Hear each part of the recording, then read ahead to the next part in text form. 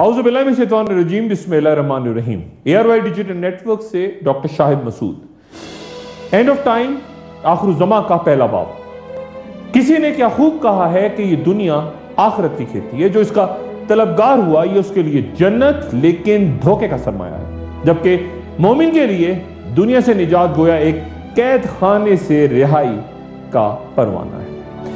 मौत मोमिन के लिए राहत व सुकून और काफिर के लिए सरापाए अजाब व तकलीफ। आपको दुनिया में ऐसे लोग भी मिलेंगे जो कुरान करीम का इनकार करते हैं और अंबिया सलाम के मुनकर हैं, जो सजा और जजा को तस्लीम ही नहीं करते और जन्नत और दोज़ख के को भी नहीं मानते। लेकिन कोई एक ऐसा शख्स नहीं मिलेगा जो कि मौत से इनकारी हो। ये एक अटल हकीकत है, एक तल्ख हकीकत, जिसका मुशाहिदा हर इंसान रोज अपनी आंखों से करता है। उसने अपनी सेहत और जिंदगी की हिफाजत के लिए हजारों तरीके दरियाफ्त किए, मगर उसके बावजूद एक भी साइंसदान मौत से बचने का तरीका दरियाफ्त नहीं कर सका। हजरत सैयदना इमाम गजाली रहमतुल्लाह अलैह अय्याउल उलूम में फरमाते हैं कि ऐन जांकुरी के आलम में किसी ने खलीफा अब्दुल मालिक बिन मरवान से पूछा कि आप इस वक्त खुद को कैसा महसूस करते हैं, तो खलीफा ने जवाब दिया बिल्कुल वैसा जैसा कि कुरान शरीफ की सूरह इनाम की आयत 95 में अल्लाह ताला इरशाद फरमाते हैं, और बेशक तुम हमारे पास अकेले आए जैसा कि हमने तुम्हें पहली बार पैदा किया था, और पीठ पीछे छोड़ आए जो मालो मता हमने तुम्हें दिया था। ख्वाह कोई गुर्बत में याह्या अलैहिस्सलाम हो या खामोशी में ज़करिया अलैहिस्सलाम, खूबसूरती में यूसुफ अलैहिस्सलाम हो या दराजी उम्र में नूह अलैहिस्सलाम, अदल इंसाफ में नौशेर व आदिल हो या इश्क में मजनू, ज़हानत में सुकरात व बुकरात हो या सयाहत में इब्न बतूता या अलबैरूनी, रऊनत में नमरूद हो या फतूहात में सिकंदर आजम, हुक्मरानी में जलालुद्दीन अकबर हो या गद्दारी में मीर जाफर, सबके लिए सूरह आल इमरान की आयत नंबर 158 के हर जान को मौत चखनी है।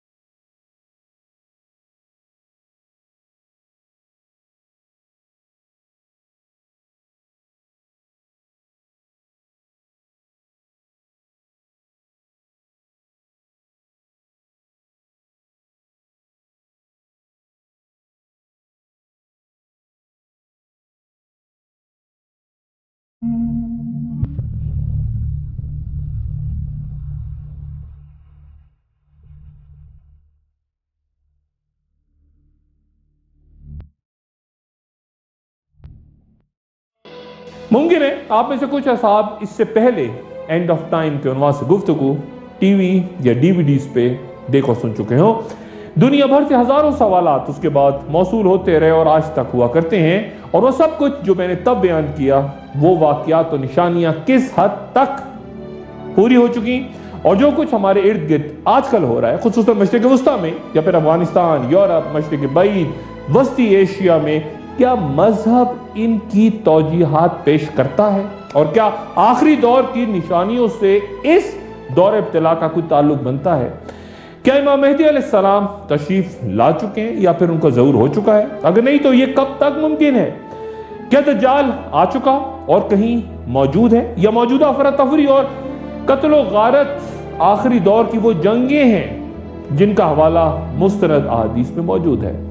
इसी जंग के दौर में जहां TV, radio, internet, social media के बाद अब पोस्ट इंटरनेट यानी इंटरनेट के बाद की दुनिया पे साइंसदान गौर कर रहे हैं कि साइंस इस तेजी से तरक्की के मनाज़िर तय करती जा रही है कि चंद साल बाद गालिब इम्कान है कि वो हजारों तरीके जिसके जरिए दुनिया भर से हर लम्हे की खबर हम तक पहुंचती है मुख्तलिफ अंदाज इख्तियार कर चुके होंगे, और आज से कहीं ज्यादा दुरुस्त और गलत के दरमियान तफरीक करना मुश्किल तर हो जाएगा। मुस्तकबिल के ज़रा अबलाग क्या रूप लेते हैं उसे छोड़िए, कि आज भी हम तक तवातुर से ये खबरें आती रहती हैं कि फलां शख्स इमाम मेहदी होने का दावा कर रहा है, या किसी पसमानदा से इलाके में पैदा हुए एक माजूर अजीब उल खल्कत बच्चे को दज्जाल करार दे दिया लोगों ने। या फिर ये बहस कि दज्जाल कोई एक शख्स नहीं बल्कि एक पूरा शैतानी निज़ाम है जो कि मईशत से लेकर इक़दार तक, समाजी रवायात तक, हम सबको इस माशरे को अपने शिकंजे में ले चुका है। और अमेरिका या कोई और ताकत उस निज़ाम के पीछे है। और ये भी कि चीन की उभरती हुई मईशत या वहां बनती अशिया जो कि हर तरफ बाजारों में गलबा पा चुकी हैं, उन्हें देख के बहुत से लोग याजूज माजूज करार देते हैं। अपने इर्द गिर्द मुख्तलिफ महफिलों में उन लोगों के जो कि सितारों के इल्म या हाथों की लकीरों से मुस्तकबिल जानने के तरीकों पे शदीद तनकीद करते हैं और फिर अपने आप को इंतहाई तालीम याफ्ता भी करार देते हैं। ज़रा उन लोगों को गौर से देखिए, दिली दिल में वो अपने मुस्तकबिल के बारे में जानने को बेताब रहते हैं।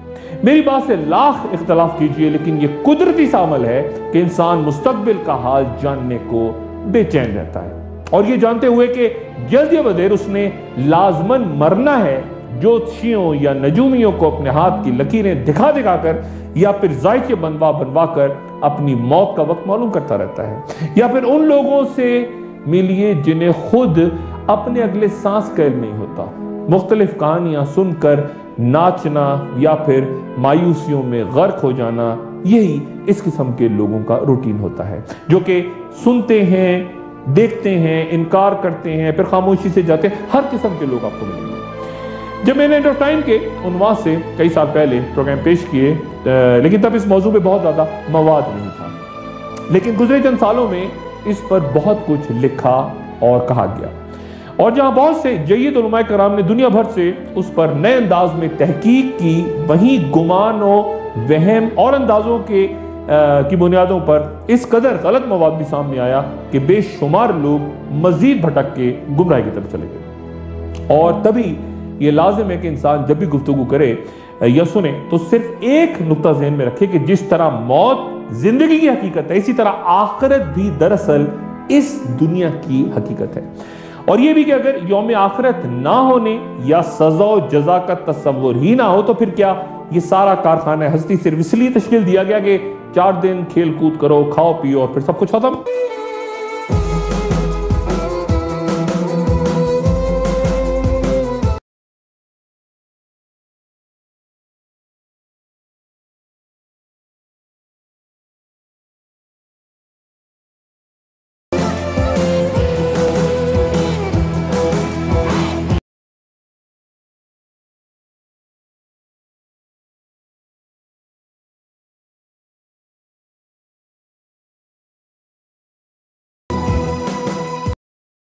क़यामत अरबी ज़ुबान का लफ्ज़ है और लुगत में इसके मानी है खड़ा करना, यानी मुर्दों को कब्र से खड़ा करना या दोबारा जिंदगी की तरफ लौटाना। लेकिन ये कब आएगी?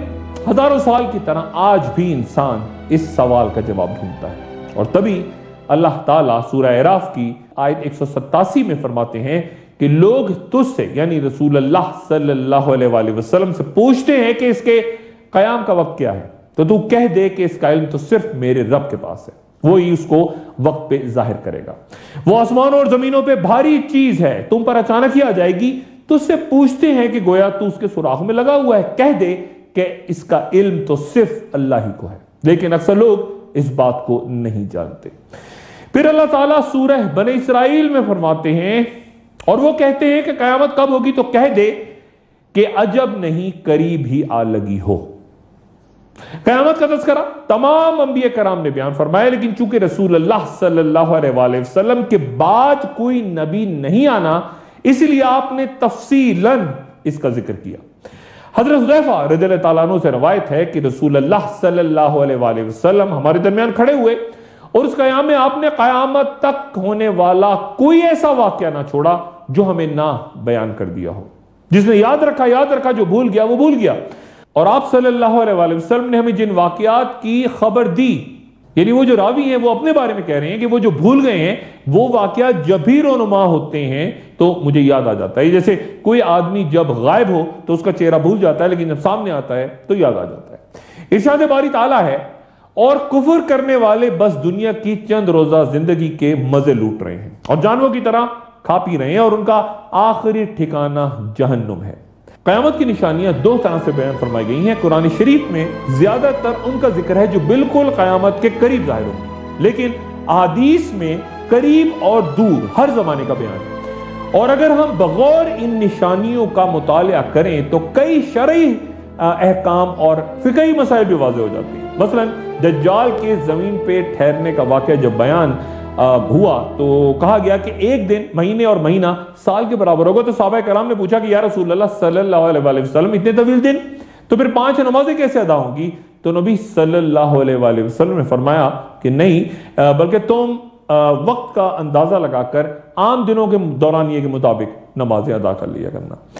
علامات قیامت کو سہل ترین انداز میں یوں بیان کیا جا سکتا ہے کہ وہ جن کا بہت پہلے ظہور ہو چکا، یعنی جن نشانیوں کا روز قیامت سے نسبتاً فاصلہ بہت زیادہ ہے، وہ علامات بعیدہ کہلاتی ہیں۔ مثلا رسول اللہ صلی اللہ علیہ وسلم کی دنیا میں تشریف آوری اور ان کا وصال، یہ بھی قیامت کی نشانی ہے۔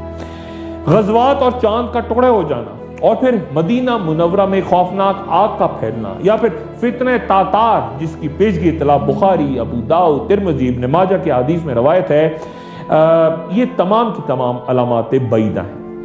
چاند کے ٹکڑے ہو جانے کے حوالے سے قرآن مجید کی سورہ قمر میں ذکر ملتا ہے۔ یہ پوری سورہ ہی چاند کے نام پہ ہے، اور اس سورہ میں بعض مقامات پہ اس تباہی کا ذکر بھی ہے جو کہ قوم نوح، قوم عاد، قوم سمود، قوم لوط اور قوم فرعون پہ نازل ہوئی، کیونکہ وہ اپنے پیغمبروں کو جھٹلاتے تھے۔ سورہ قمر کی پہلی آیت میں بہت اہم پیغام ہے کہ وہ ساعت قریب آ گئی اور چاند شق ہو گیا۔ حضرت انس بن مالک رضی اللہ تعالیٰ عنہ سے روایت ہے کہ اہل مکہ نے نبی کریم صلی اللہ علیہ وسلم سے مطالبہ کیا تھا کہ آپ صلی اللہ علیہ وسلم کوئی نشانی دکھائیں، تو آپ صلی اللہ علیہ وسلم نے انہیں شق القمر کا موضع دکھایا۔ لفظ شق کے عربی میں کئی معنی ہیں، زیادہ تر تفاسیر قرآن میں اس کے معنی ٹکڑے ہونا لکھا ہے، یعنی شق القمر چاند کے ٹکڑے ہونا، لیکن عربی میں یہ لفظ زمین کھودنے کے لیے بھی استعمال ہوتا ہے، جیسا کہ ارشاد ہوا بے شک ہم نے ہی برسایا پانی فراوانی سے، پھر پھاڑا ہم نے زمین کو عجیب طریقے سے، پھر اگائے ہم نے اس میں غلے اور انگور اور ترکاریاں اور زیتون اور کھجوریں۔ ایک وقفہ اور وقفے کے بعد گفتگو جاری رہے گی۔ گفتگو میں ایک بار پھر خوش آمدید۔ علامات بعیدہ میں سے ایک وہ واقعات جو رونما ہو چکے ہیں، ان میں مدینہ کی وہ آگ جس کی خبر بخاری اور مسلم میں دی گئی۔ بخاری کے مطابق حضرت ابو ہریرہ رضی اللہ تعالیٰ عنہ سے روایت ہے کہ قیامت نہیں آئے گی یہاں تک کہ سرزمین حجاز سے ایک آگ نکلے گی اور اس سے بصرہ میں اونٹوں کی گردنیں روشن ہو جائیں گی۔ اس حدیث میں بصرہ کا ذکر ہے، عراق کے شہر بصرہ کا نہیں۔ یہ بصرہ مدینہ منورہ اور دمشق کے درمیان ملک شام کا ایک مشہور شہر ہے جس کا دمشق سے فاصلہ کچھ 48 میل کے لگ بھگ ہے، اور یہ وہ مقام ہے جہاں بحیرہ نامی عیسائی راہب نے رسول اللہ صلی اللہ علیہ وسلم کے نبی ہونے کی پیشگوئی کی تھی۔ اس شہر کو بصر الحریر بھی کہتے ہیں، اور انجیل میں اس قدیم آبادی کا ذکر بوسر کے نام سے ہے۔ بہت کم لوگ شاید اس حقیقت سے واقف ہوں کہ وہ مقام جہاں عیسائی راہب نے پیشگوئی کی تھی آج بھی موجود ہے۔ بہت کم لوگ وہاں جاتے ہیں، اور اس ویرانے میں ایک 4 دیواری کے اندر ایک درخت اس مقام پہ، اس جگہ پہ موجود ہے۔ علماء کا اتفاق ہے کہ حدیث مبارک میں جس آگ کا ذکر ہوا وہ 6 جمادی الثانی 654 ہجری کی شام مدینہ منورہ کی مشرقی سمت کے مقام حرا سے پھیلی اور مسلسل 52 روز یعنی 27 رجب تک بھڑکتی رہی۔ علامہ نووی کی شرح مسلم کے مطابق اس کی روشنی مکہ معظمہ تک دیکھی جا سکتی، جبکہ ابو اسامہ رحمۃ اللہ علیہ فرماتے ہیں کہ دمشق میں دیواروں پر روشنی دگنی ہو گئی تھی، اور دمشق میں ہم حیران تھے کہ اس کا سبب کیا ہے، حتیٰ کہ ہمیں وہاں کسی آگ تک کی خبر نہیں تھی۔ جب یہ آگ اس پتھر تک پہنچی جو حرم مدینہ کی حد میں تھا تو خود بخود بجھ گئی، اور بصرہ شہر کے لوگ یہ کہتے سنے گئے کہ ہم نے اس آگ کی روشنی میں اونٹوں کی گردنیں روشن دیکھی، یعنی عین وہی بات جس کی حدیث میں نشاندہی کی گئی تھی کہ اس آگ کی روشنی سے بصرہ میں اونٹوں کی گردنیں روشن ہو جائیں گی۔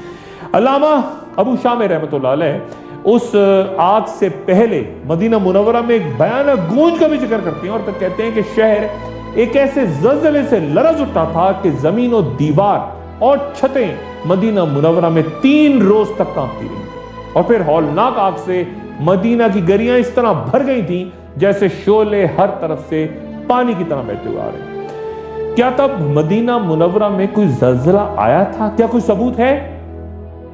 حرہ رہت میں جبل ملیسا، ایک آتش فشاں پہاڑ جو کہ صدیوں سے خاموش ہے، اور جدید سائنسی تحقیق بتاتی ہے کہ آخری بار اس نے 654 ہجری میں لاوا اگلا تھا، اور یہ آتشی لاوا اپنے مرکز سے شمال کی جانب 23 کلومیٹر کی جانب سے اٹھا تھا، اور اس کی حدیں مدینہ منورہ کے موجودہ ایئرپورٹ تک جا پہنچی تھی، اور یہ پگھلا ہوا گرم لاوا ایک ایسے مقام پہ جا کے رک گیا تھا جہاں سے مدینہ شہر صرف 12 کلومیٹر دور تھا۔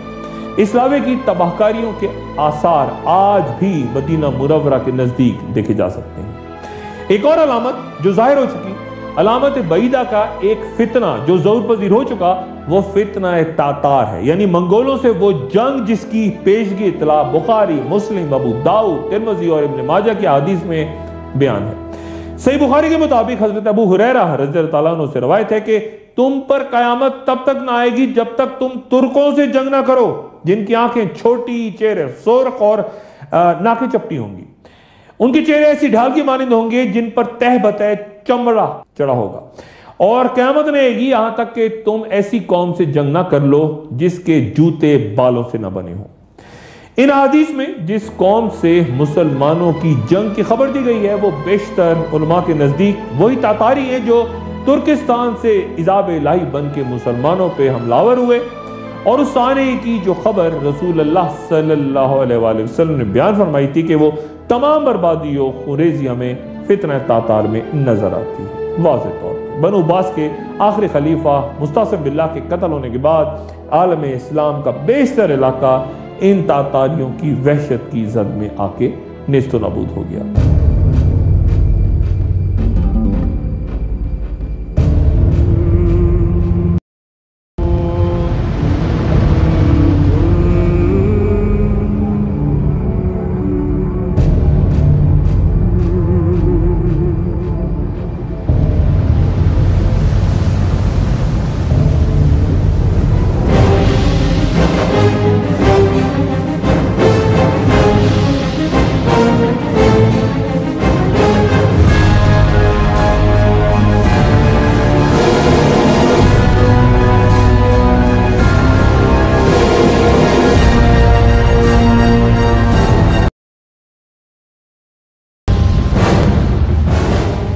لیکن پھر حکمت الہی کا تقاضا یہ تھا کہ یہ قوم خود اسلام قبول کر کے امت اسلامیہ کا حصہ بن جائے۔ شارح مسلم علامہ نووی رحمۃ اللہ علیہ نے تاتاریوں کا یہ دور اپنی آنکھوں سے دیکھا ہے، اور وہ اس حدیث مبارکہ کے بارے میں فرماتے ہیں کہ حملہ آور قوم چھوٹی آنکھوں، چپٹی ناکوں اور ایسی ڈھال جیسے چہروں کے ساتھ بغداد پہ حملہ آور ہوئی تھی کہ بالوں کے جوتے انہوں نے پہن رکھے تھے، اور یہ عین رسول اللہ صلی اللہ علیہ وآلہ وسلم کی پیشگوئی کے مطابق تھا۔ لیکن پھر جامعہ ازہر کے پروفیسر امین جمال اس تشریح سے اختلاف کرتے ہیں اور کہتے ہیں کہ یہ واقعہ یعنی ترکوں سے جنگ ابھی نہیں ہوئی، اور کئی دیگر علماء کا بھی یہی کہنا ہے کہ ترکستان اور اس کے نواحی علاقوں کے لوگوں سے جس جنگ کا ذکر ہے اس کے بارے میں واضح نہیں کہ وہ خروج دجال سے پہلے ہوگی، اس کے دوران یا اس کے بعد۔ یہاں یہ تذکرہ بھی دلچسپ ہوگا کہ بعض عرب مورخین کے نزدیک اصل ترکوں کے 22 قبیلوں میں سے 21 کو حضرت ذوالقرنین نے ایک دیوار تعمیر کر کے اس کے پیچھے بند کر دیا تھا، اور معروف کتاب مرکت المفاتیح کے مطابق جو ایک قبیلہ دیوار کے اس طرف رہ گیا تھا وہ آج کے ترک ہیں۔ یاد رہے کہ اس قوم سے ایک جہاد حضرت قتیبہ بن مسلم رضی اللہ تعالیٰ عنہ کی قیادت میں تب ہوا تھا جب بخارا، آذربائیجان اور سمرقند وغیرہ فتح ہوئے، اور اب یہ علاقے دوبارہ سوویت یونین سے آزاد ہو کے وسطی ایشیا کی ریاستوں کی شکل لے چکے ہیں۔ اس حدیث کی تشریح کرتے ہوئے بہت احتیاط کی ضرورت ہے، کیونکہ یہاں عرب و عجم کی تفریق کو بھی سامنے رکھنا ضروری ہے، خصوصاً مختلف مورخین کا اپنا پس منظر، اس لیے کہ کئی اکابرین نے تو عباسی خلافت کے دوران ہی تاتاریوں کے ہاتھوں خاتمے کو اس دور میں یاجوج و ماجوج کی الغار قرار دے دیا تھا، کیونکہ وہ بھی مشرق ہی سے آئے تھے۔ عباسی دور میں ترکوں کو غلام بنانے کا بڑا شوق تھا، بڑا رواج تھا، नौ मुस्लिम तुर्क तेजी से तरक्की करते गए, और जब उन्होंने देखा कि सबसे बड़ी इस्लामी फौज तो हम ही हैं, तो ये जो तारीख में अक्सर हम अरबी का लफ्ज़ सुनते हैं ममलूक, उसका मतलब ही सफ़ेद गुलाम है, और हम उन सफ़ेद तुर्क गुलामों को बड़े सगीर में खानदान गुलामा के नाम से भी याद करते हैं। उन तुर्कों ने अरबों की जगह ले ली, ये जो गुलाम थे, और फिर हुकूमत की इब्तिदा उन्होंने तुर्क सिपहसालार कुतुबुद्दीन ऐबक की सूरत में की, और फिर अल्तमश, गयासुद्दीन बलबन और रिज़ सुल्ताना, ये सब ममलूक थे। एक वक्फा और उसके बाद इस अहम और हसास मौजू पे गुफ्तगू जारी रहेगी। गुफ्तगू में एक बार फिर खुशामदीद। ये अरबो अजम तफरीक और उसकी तारीख जो आज भी हमारा ताक़ुब कर रही है, उसका जिक्र बाद में, लेकिन इस मरहले में जरा उस हदीस मुबारका का जिक्र जहां बुखारी और मुस्लिम में एक दावत देती दो जमातों के दरमियान जंग का जिक्र है। शारह हदीस इब्न हजर और दीगर उलमा की अक्सरियत इस बात पर मुत्तफिक है कि यहाँ उस जंग सफ़ीन का जिक्र है जो हजरत अली करमल्लाहु वजह और हजरत अमीर माविया रज़ियल्लाहु अन्हु के दरमियान सफ़ीन के मकाम पे हुई, जो कि दरियाए फरात के किनारे 37 हिजरी या 657 ईस्वी में बर्पा हुई, और जिसे मुसलमानों की पहली खाना जंगी या फितना भी कहा जाता है। सफ़ीन का इलाका अब मुल्क शाम का वो इलाका है जिसे अर्रका कहते हैं, और ये नाम आजकल बहुत ज्यादा आप सुनते होंगे कि आज भी वहां मजहब के नाम पे एक दूसरे के गले काटे जा रहे हैं। अर्रका के इलाके में जंग सफ़ीन से पहले दोनों फौजें 100 दिन तक आमने सामने खड़ी बातचीत करती रही, और फिर बर्बादी का आगाज हो गया। मौरख याकूब भी बयान करते हैं कि 1 लाख मुसलमान उस जंग में शहीद हुए, और एक नए गिरोह ने यहां जन्म लिया जो इब्तिदा में अलकरा और फिर खवारिज कहलाए। आगे गुफ्तगू में खवारिज पे तफसीली बात करूंगा, लेकिन ये भी कि किन लोगों को खवारिज कहते हैं, दूसरे कौन से लोग ऐसे हैं जो वाकई खवारिज हैं, और ऐसा कौन सा तबका है जो खुद अपने आप को खवारिज कहलाने में फख्र महसूस करता है। कोई इसकी चाट नहीं होती। बेशतर उलमा जंग सफ़ीन और सहाबा कराम के दरमियान खुरेजी को बहस से दूर रखने का मशवरा देते हैं कि मुसलमानों के दरमियान कोई नफात ना फैले।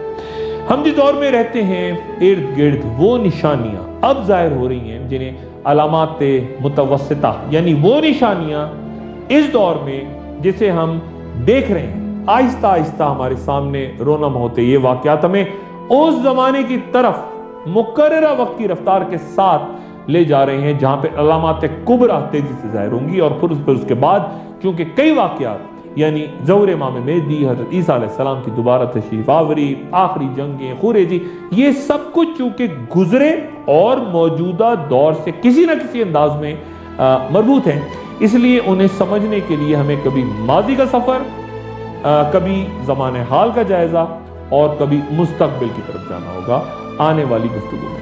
गोया तारीख भी गोया तस्बीह के दानों की तरह एक दूसरे से जुड़ी, और फिर हर दाना दूसरे दाने के बिखरने के साथ चल पड़ता है। और जो कुछ 1400 साल पहले रसूल अल्लाह सल्लल्लाहु अलैहि वसल्लम ने फरमाया था, उस पर गौर फरमाइए और अपने इर्द गिर्द देखिए तो अकल दंग रह जाएगी। मसलन सही मुस्लिम में हजरत उमर बिन खत्ताब रज़ियल्लाहु अन्हु से रवायत है कि आप सल्लल्लाहु अलैहि वसल्लम ने फरमाया कि लौंडी अपनी मालिकन को जन्म देगी, और ये कि तू देखेगा कि बरहना पा, नंग धड़ंग मोहताज बकरियां चराने वाले ऊंची इमारतें तामीर करेंगे।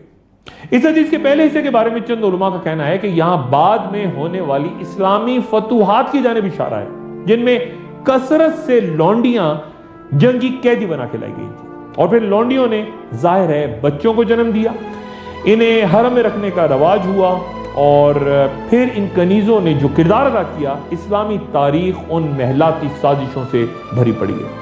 जबकि कुछ उलमा का इसरार है कि इस हदीस में नाफरमान औलाद की जानिब इशारा है कि बेटी अपनी मां से यूं पेश आएगी जैसे मां उसके गुलाम हो। तशरीह इस हदीस की जिस तरह भी हो, दो मुख्तलिफ नुक्ताए नजर रखते उलमा के दोनों ही वाकयात वाज़ेह तौर पे हमारे सामने आ चुके हैं। फिर हदीस के दूसरे हिस्से पे नजर डालिए तो दुबई से लेकर जद्दा और मिस्र से लेकर उर्दन तक मुकाबला किस बात पे होता है आजकल?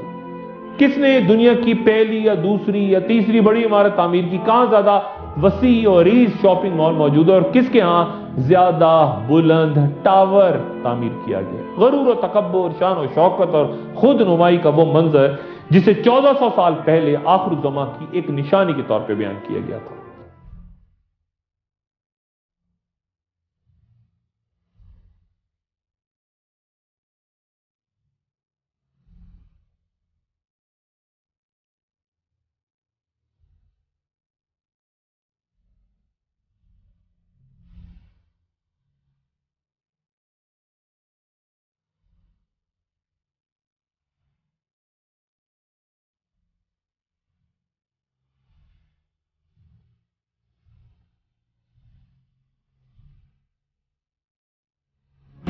پھر ایک اور روایت کہ جب آپ دیکھیں کہ ننگے پاؤں چلنے والے اور بے بس فقیر لوگوں کے سردار بن جائیں تو یہ قیامت کی نشانیوں میں سے ہے۔ آپ صلی اللہ علیہ وآلہ وسلم سے پوچھا گیا کہ یا رسول اللہ صلی اللہ علیہ وآلہ وسلم یہ بھوکے فقیر کون ہیں؟ تو آپ صلی اللہ علیہ وآلہ وسلم نے فرمایا عرب۔ آج مشرق وسطیٰ کے حالات قتل و غارت اور مسالک کے قبائل کی بنیاد پہ خوریزی دیکھ کے لگتا ہے گویا بلند عمارتوں کے ساتھ ساتھ منگول دور کی طرح انسانی کھوپڑیوں کے مینار بھی تعمیر ہو رہے ہیں۔ اللہ تعالیٰ سورہ انعام میں فرماتے ہیں اور حد سے مت گزرو، یقیناً اللہ تعالیٰ حد سے گزرنے والوں کو پسند نہیں کرتا۔ رسول اللہ صلی اللہ علیہ وآلہ وسلم نے فرمایا کہ قیامت اس وقت تک قائم نہیں ہوگی یہاں تک کہ لوگ ایسے گھر تعمیر کرنے لگیں جنہیں کپڑوں کی طرح خوبصورت بنائیں گے۔ اسی حدیث کو ایک اور مقام پہ یوں بیان کیا گیا ہے کہ آخری زمانے میں لوگ بہت سی مساجد تعمیر کر کے ان میں نقش و نگار کیا کریں گے۔ مسجد تعمیر کرنے والا اپنی مسجد کی تعمیر پہ فخر کیا کرے گا اور پھر ان مساجد میں لوگوں کے دل عبادت سے ہٹ کے زیادہ عمارت کے حسن میں گم ہو جائے کریں گے۔ بہت سے صحابہ نے مساجد کی زینت سے ڈرایا ہے۔ ابن عباس رضی اللہ تعالیٰ عنہ فرماتے ہیں کہ کیا تم اپنی مساجد کو اس طرح راستہ کرو گے جس طرح یہود و نصارہ اپنے عبادت خانوں کو کرتے ہیں؟ مکہ شریف میں حضرت اسامہ بن زید رضی اللہ تعالیٰ عنہ سے روایت ہے کہ رسول اللہ صلی اللہ علیہ وآلہ وسلم ایک بلند مقام پہ چڑھے اور صحابہ کرام کو مخاطب کر کے پوچھا کہ کیا تم اس چیز کو دیکھتے ہو جسے میں دیکھ رہا ہوں؟ صحابہ کرام نے عرض کیا کہ یا رسول اللہ صلی اللہ علیہ وآلہ وسلم نہیں۔ آپ صلی اللہ علیہ وسلم فرمایا کہ میں ان فتنوں کو دیکھ رہا ہوں جو تمہارے گھروں پر اس طرح برس رہے ہیں جس طرح بارش برستی ہے۔ اس حدیث مبارکہ میں رسول اللہ صلی اللہ علیہ وآلہ وسلم نے تمہارے گھروں کے ساتھ فتنوں کی بارش کا ذکر کیا ہے۔ دور حاضر کے علماء ٹی وی، ریڈیو، انٹرنیٹ کے غلط استعمال کے ذریعے غیر محسوس انداز میں شیطانی اغلغار کو اس فتنے سے تعبیر کرتے ہیں جس کی جانب اس حدیث میں اشارہ ہوا۔ آج تقریباً 2500 سیٹلائٹس ہماری زمین کے گرد حرکت میں ہیں۔ عرب ہر اس شے کو آسمان کہتے ہیں جو کہ ان کے اوپر بلند ہو۔ نظام العرب میں لکھا ہے کہ آسمان وہ ہے جو اوپر ہو اور آپ پر سایہ کرے۔ سیدنا حذیفہ بن یمان رضی اللہ عنہ سے روایت ہے کہ رسول اللہ صلی اللہ علیہ وآلہ وسلم نے فرمایا کہ انقریب تم پر آسمان سے شر نازل ہوگا یہاں تک کہ وہ فیافے تک جا پہنچے گا۔ صحابہ کرام نے پوچھا کہ یا رسول اللہ یہ فیافہ کیا چیز ہے؟ تو آپ صلی اللہ علیہ وآلہ وسلم نے فرمایا بنجر زمین۔ کئی علماء یہاں فیافے سے مراد صحراؤں میں آباد وہ بادہ نشین لیتے ہیں جو اونٹوں اور خیموں کے ساتھ اب سیٹلائٹ ٹی وی کے بغیر بھی گزارا نہیں کر سکتے۔ پامپائی ایک قدیم رومن شہر جو کہ آتش فشاں پہاڑ کے پھٹنے سے تباہ ہوا، وہاں رہتے لوگ خود کو بچانے میں ناکام رہے اور آگ کے نیچے شہر سمیت سب کے سب دفن ہوئے۔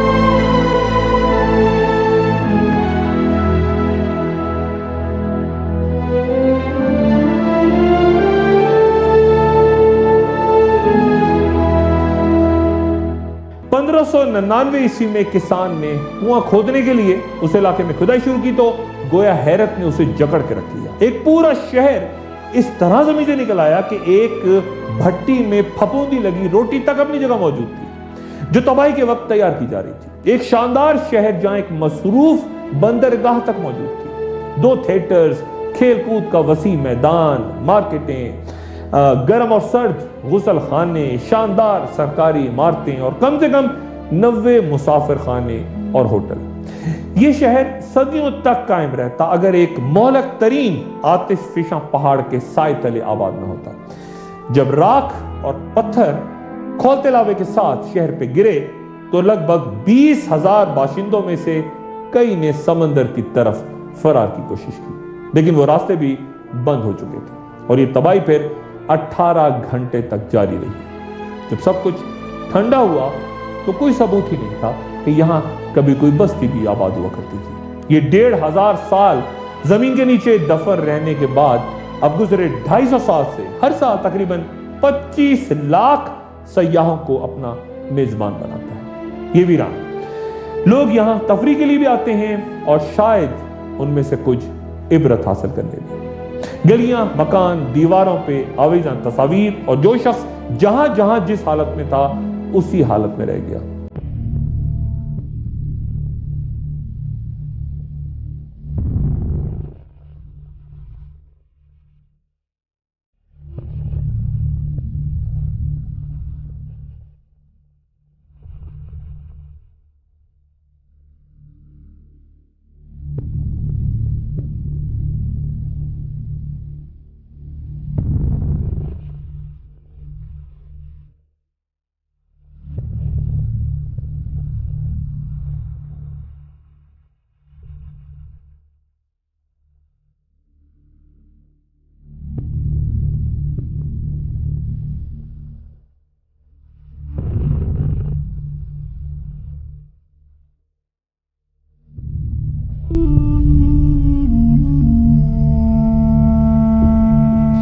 ज्यादातर आतिशफिशा पहाड़ उन जमीनी परतों या तहों पर हैं जिन्हें टेक्टोनिक प्लेट्स कहा जाता है, और जो इन ऊपरी परतों या नीचे बहते लावे की ऊपरी परतों में दबाव के नतीजे में चट्टानों पर क्रैक्स के बायस वो लावा निकलता है।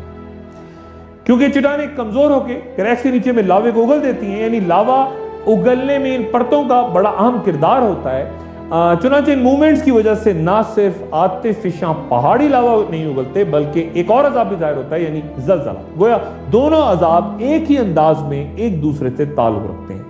अगर आतिशफिशा पहाड़ किसी टेक्टोनिक प्लेट पर ना हो तो फिर ये जमीन जिस पर हम चलते फिरते हैं, जिंदगी गुजारते हैं, और जिसकी कई तहें, परतें या लेयर्स हैं, उनमें अचानक लहरें, जिन्हें साइंस में सेस्मिक वेव्स कहा जाता है, उनकी तवानाई शदीद कुव्वत एनर्जी के साथ निकलने से ज़लज़ले आते हैं। 1556 ईस्वी में चीन के सूबे शांजी के ज़लज़ले में 8,30,000 अफराद हलाक हुए थे, जबकि 1976 में तेंगजेंग के इलाके में ज़लज़ला 6.5 लाख इंसानी जानें ले गया था। समंदर में जन्म लेते ज़लज़ले सुनामी को और पहाड़ों पर ये तौदे गिरने या लैंड स्लाइडिंग का सबब भी बनते हैं। हजरत अबू मूसा अशरी रज़ियल्लाहु अन्हु से रवायत है कि रसूल अल्लाह सल्लल्लाहु अलैहि वसल्लम ने फरमाया कि मेरी उम्मत पर रहम किया गया है, इसके लिए आखिरत में कोई अजाब नहीं, बल्कि दुनिया में ही इसका अजाब कत्ल, ज़लज़लों और फितनों की सूरत मुकर्रर कर दिया गया है। अंजील के मुताबिक हजरत ईसा अलैहिस्सलाम के ज़हूर से पहले 5 बड़े ज़लज़ले जमीन को अपनी लपेट में लेंगे, और इनमें से आखिरी ज़लज़ला 3 रोज तक जारी रहेगा। कुरान शरीफ की एक पूरी सूरा ही सूरह ज़लज़ला के नाम से है, और उसकी 8 आयात उस ज़लज़ले का जिक्र करती हैं जो क़यामत से पहले आएगा। एक और हदीस मुबारका के मुताबिक रसूल अल्लाह सल्लल्लाहु अलैहि वसल्लम ने फरमाया कि क़यामत कायम ना होगी जब तक ज़लज़लों की कसरत ना हो जाए। जदीद तहकीकात जाहिर करती हैं कि 2015 में 1980 से आते ज़लज़लों की तादाद दुगनी हो चुकी थी। अमेरिकन जियोलॉजिकल सर्वे के टॉम मार्कोस के मुताबिक हम उस दौर में पहुंच चुके हैं जहां तारीख के सबसे ज्यादा ज़लज़ले इस वक्त जन्म ले रहे हैं। और बहुत कुछ अगली नशिश में गुफ्तगू जारी रहेगी। अपना दोस्तों, रिश्तेदारों, गिरदो नवाह के लोगों का सब ख्याल रखिएगा। अल्लाह हाफ़िज़।